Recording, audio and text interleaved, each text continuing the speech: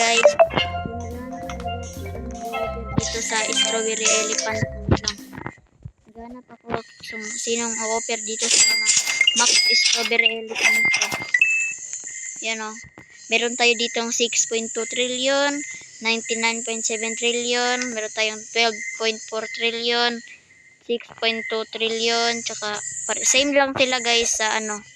Pag may mutation, medyo malakas naman yung Strawberry Elephant natin. Tapos, dito, ito, di pa yan siya max. And 34.8 trillion, 10.5 trillion. Yan, nakikita nyo yan siya dyan. Wala pa akong ibang brain rot kasi yan lang yung mga brain rot na afford ko.